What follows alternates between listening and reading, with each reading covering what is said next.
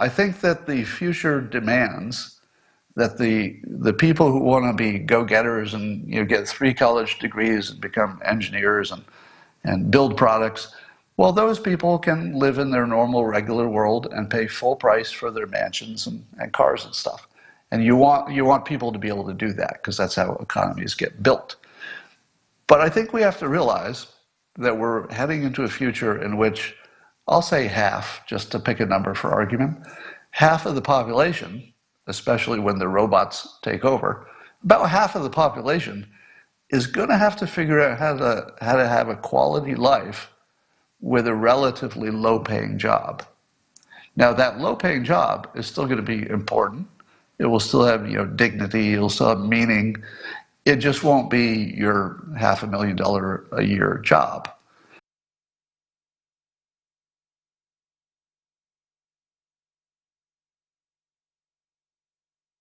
I tweeted it yesterday that there's this enormous, enormous economic opportunity for the United States that is completely unexploited.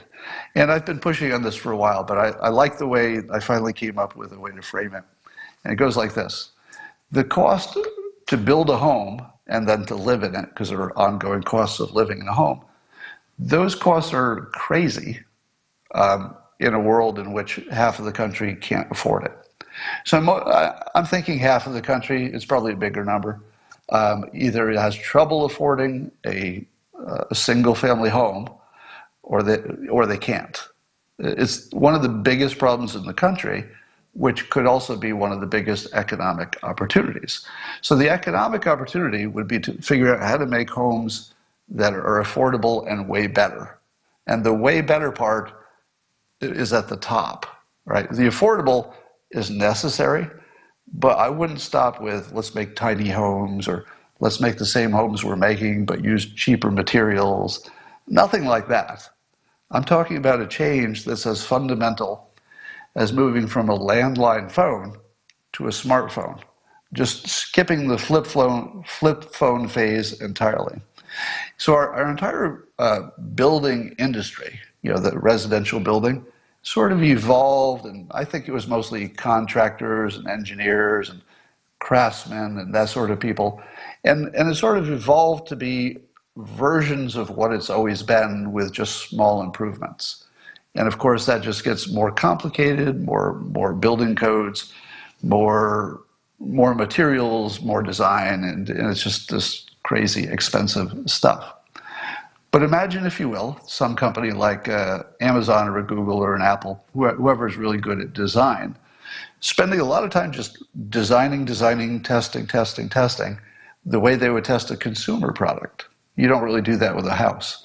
Nobody builds a house, puts a family in it, checks in with them every week to see what worked and what didn't work, how happy they are, how they sleep, how productive they are, all the things that make you a happy person. There's nobody doing that. But with a consumer item like a phone or a lot of other items, there's plenty of testing. Well, I don't think in the housing industry, I think it's zero, and it shows. So we have this big, poorly made in terms of how well it could be done in 2020 compared to how well it is being done. So we do an excellent job of building an old technology, the old kind of house. What would happen if you said, and this was the nature of the tweet, suppose the government said, we're going to make it a lot easier to rapidly prototype and rapidly test. And so if somebody wants to propose an area that they want to make, and I called it an experimental home zone, let's call it that in that zone, that all of the building codes and regulations would be temporarily suspended. And any company that applied could then build a home, but they would still have to get it signed off by real engineers. So you don't want anybody, some entrepreneur building a house out of hay bales and the family moves in and it smothers them. So you need real engineers to say, yeah, as far as we can tell, this looks pretty safe. If you keep it to single family dwellings, and especially if it's one story, there's not really much risk of anybody moving in and getting hurt. And if it's entrepreneurs who want to try new building techniques, etc., there's a little more risk, but that's how anything moves forward, with risk. So here's the idea. Somebody says, have you talked about Joe Rogan moving to Texas? That's old story. So here's the idea. I'm not pitching a specific kind of house. I'm not pitching that we should design it or build it with certain materials to any certain kind of standards. So I'm not talking about what the house looks like when it's done, although that's fun and needs to be done. I'm talking about a system. At the moment, we don't have a system to rapidly iterate and test house designs. And one of the reasons we don't have that is that local building codes and local politicians would make that almost impossible. No, they have made it impossible. So imagine, if you will, there are a bunch of experimental dwelling zones. An entrepreneur can say, all right, I'll take this acre, I'll make sure engineers sign off on it, but I'm going to build my little prototype. A few other people build some prototypes, you put some people in it, you say, live here for 6 months, we're going to, we won't charge you rent, but you have to tell us your experience. If you went to get a broom, were you angry because you had to walk downstairs because that's where the broom closet was? When you tried to do your homework, could you find a place that was quiet, that the rest of the family wouldn't bother you, and you could also sit upright and had some space? Really basic stuff. You break down what are the tasks and how does the house handle those tasks. Then what is your happiness, your health? Have you slept enough? Have you gained weight, lost weight? I mean, really basic health-related things, because your house programs you. And by the way, one of the reasons that I'm obsessed by house design, and design in general, is that persuasion and design are really deeply overlapping fields. So my interest in persuasion overlaps with my interest in architecture and building, because persuasion is largely ignored in that field, and it's the single biggest thing they should take care of, other than safety and cost maybe, which is that you want to build it with the right light. How important is light? If you've got a little vitamin D coming in and you've got some brightness, what does that do to your mood? I mean, it's completely transformational, and probably doesn't add a lot to your house. You just have to orient it right, make sure that the sun is part of your solution. What about the feng shui, the size of the rooms, the shape of the rooms, the furniture arrangement? We are, on a scale of 1 to 10, we're at about a 2 in design. We could get that to a 10. If you say that an Apple smartphone, for example, is a 10 in design, we're at about a 2 with houses, and the opportunity is enormous, especially if you're building where there have not been houses before, so you can actually just get going. So I'd like to see some kind of government action to make it possible for the entrepreneurs in the home building business to iterate. So the golden ratio, there's somebody there who knows their design. The golden ratio is in your kitchen. If you're designing a kitchen, no matter how you design it, you need to maintain the golden ratio. And the golden ratio is, if you can imagine it as a triangle, in which, if I have this right, it's your refrigerator, your sink, and I think your oven and cooktop. And I think those three things have to be in a well-designed space, in terms of distance from each other. And if you get the golden ratio right, then a lot of the other kitchen is more aesthetic. So those are the types of things that are just insanely important. In my opinion, you could get the cost of a single family house down to $20,000, and it would be better than a house that would cost, let's say, $300,000 in a standard economy. So that's the size of the opportunity, I think, that a $20,000 house designed correctly would be way better, just way better than a standard $300,000 house. In the same way, well, forget the analogy. Likewise, I think that the ongoing expense of living could be reduced from, I don't know, what does an average family spend every month for electricity and gas and that stuff? I don't know. Insurance. Yeah, imagine if your insurance, your house insurance, your electricity, your gas, your Wi-Fi, and all that stuff was $100 a month. Could you get a single family house that had $100 a month of ongoing expense from everything from maintenance, Wi-Fi, heating and cooling, insurance? I think you actually could. I actually think you could. So I think that the future demands that the people who want to be go-getters and get 3 college degrees and become engineers and build products, well, those people can live in their normal, regular world and pay full price for their mansions and cars and stuff. And you want people to be able to do that because that's how economies get built. But I think we have to realize that we're heading into a future in which, I'll say half, just to pick a number for argument, half of the population, especially when the robots take over, about half of the population is going to have to figure out how to have a quality life with a relatively low-paying job. Now, that low-paying job is still going to be important. It will still have dignity. It'll still have meaning. It just won't be your $500,000 a year job. And we want everybody who has the willingness to work, the willingness to contribute in any way to the country, to have a good life. So somebody says defund obesity. I'm also going to put on Locals, my subscription-based service. I'm also going to do a mini lesson on how to wean yourself off of sugar. I'm working on that right now. So you got that going. Somebody's mentioning 3D printed houses. 3D printed houses are one of many different possibilities. I'm personally a little negative on 3D printed houses because I don't know how you change them. They're kind of, once they're done, they're done.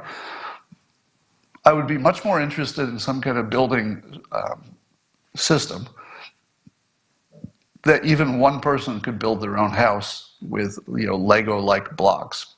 There may be 100 other models, but I think the 3D printed one, I just don't know unless there's also an industry for modifying them after they're done.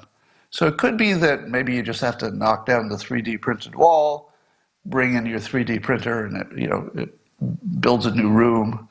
I don't know if we're there yet, but maybe if we could get there. I was also wondering, here's a question for you. The 3D printers that make entire houses, it's this giant arm. They put a device in the middle of what the house will be. And it has this giant arm that swings around in a circle. And it prints the walls. Now, when I say print, I mean it basically is dropping a gloop of some kind of concrete-like substance that hardens into the wall as it builds up over time. And I asked myself, will there ever be a time when the 3D printed home could use as its ink, if you will, instead of a concrete substance, could it use plastic that's recycled? I mean, could you take all the wasted plastic, grind it up into granules, turn it into some kind of cement-like thing, run it through a 3D printer, the industrial size that builds houses, and just make walls out of or used plastic? Probably not. I'm just sort of wondering. Somebody says they can help me get off vegetables. You probably could. Somebody says graphene. Is that part of it? Plastic, ceramics? Yeah. Somebody says no plastic. The gases. Oh, okay. Yeah, the plastic might off gas. So, and I would worry about how long it lasts, etc.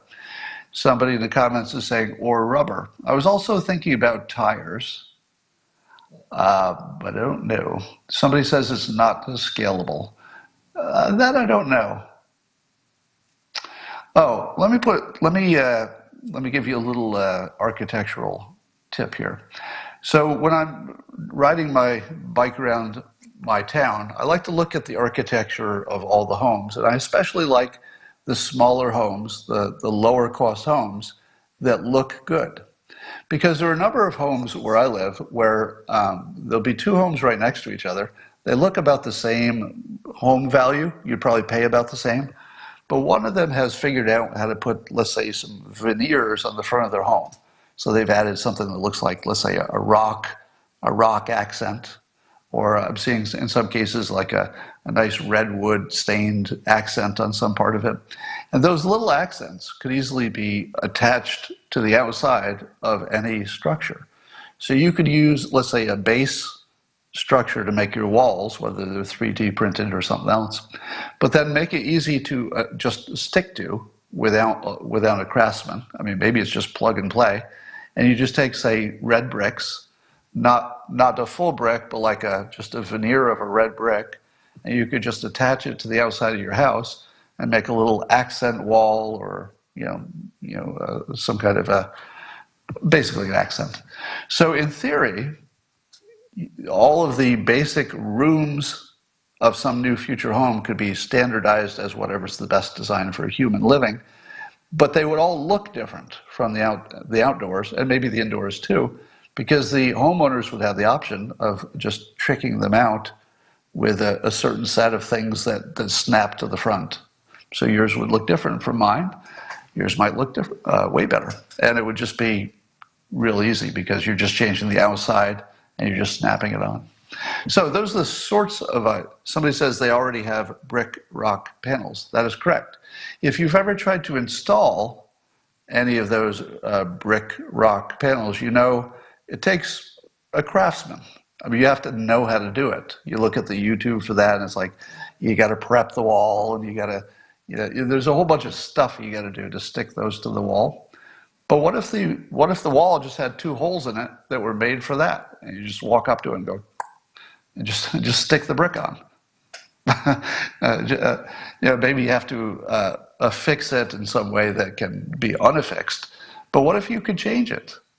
What if in the fall you could walk outside, remove all your brick accents from your, let's say, your accent wall, and put in rocks? I think I want rocks now. Why not? Somebody says the brick rock panels are now much easier. Yeah, but they're not as easy as snap on, snap off. But I think they could be. All right, that is, somebody says not waterproof. It could be waterproof if the hole that you're sticking it into does not penetrate to the inside. Yeah, so it could be like a bowling ball hole where it doesn't go all the way through the bowling ball. You just stick it in the hole. Now, somebody's saying Frank Lloyd Wright. Yeah, I just saw on YouTube the other day that Frank Lloyd Wright also tried to build some standardized designs. So, and I think he built some standardized designs that were meant for very low cost homes. So there are definitely a lot of people that have looked into it. All right. I know that the building stuff is not of interest to all of you. Some of you like the politics better, but I would argue that the building industry is such a big part, or could be even bigger part of our economy, that it's sort of all politics, and that it would require politics to clear out the codes, the building codes, etc., so that something like this could be built. And that is my idea for the day. Anybody else have anything to say? Tankless water heaters. Yeah, at one point I did a project called the Dilbert Ultimate House. This was years ago before I built my own house.